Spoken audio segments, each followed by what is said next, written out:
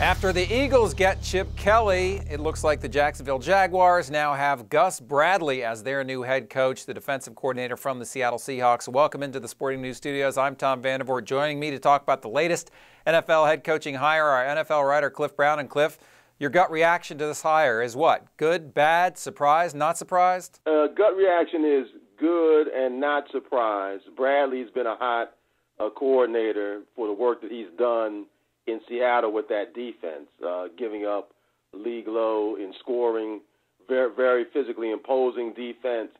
Bradley, there are a lot of impressive things just from the outside looking in about him. One, he was the defensive coordinator in Seattle, brought there by Jim Mora.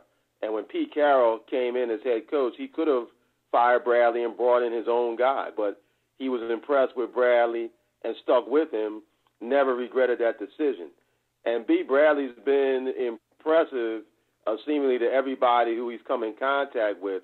A lot of people think that had Chip Kelly not taken the Eagles' job, that Gus Bradley would have been the guy. What does it say when a team goes with a defensive guy versus an offensive guy? There was some talk that they might target Niners offensive coordinator Greg Roman. Instead, they go with a defensive guy. Does that say anything at all about a team when they go defense versus offense? Well, again, I think that you don't want to get too caught up in the offense versus defense thing. Now, this is definitely going against the trend. Bradley's the first defensive-oriented coach to get a job this offseason. The first 6 guys had offensive backgrounds. But I think it is impressive that the Jaguars went with Bradley. It tells you that they just felt he was too good to pass up.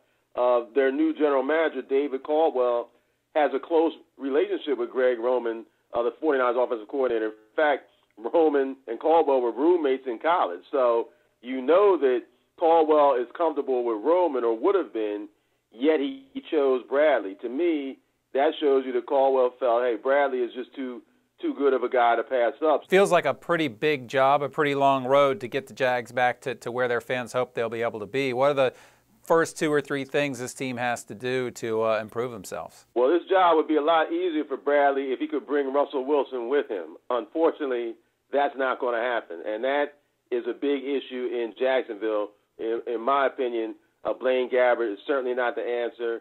Neither is Chad Henne. And there's no quarterback in this draft that bowls you over, unlike last year, which obviously was a great draft for quarterbacks. But I also think that Bradley will be given time in Jacksonville. Mike Mularkey was a one-and-done head coach. I don't think Shad Khan, the owner, wants to bring in a new head coach very quickly. I think that obviously Caldwell and Bradley now are kind of joined together.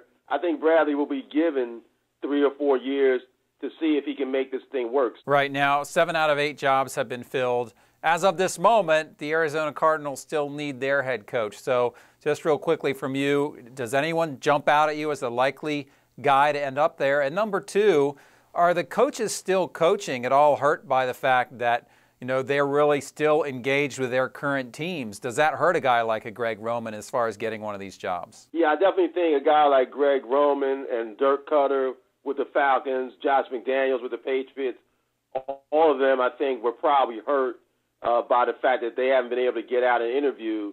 And once the dominoes started to fall, some of these teams that we see hiring coaches in the past few days just did not want to wait any longer.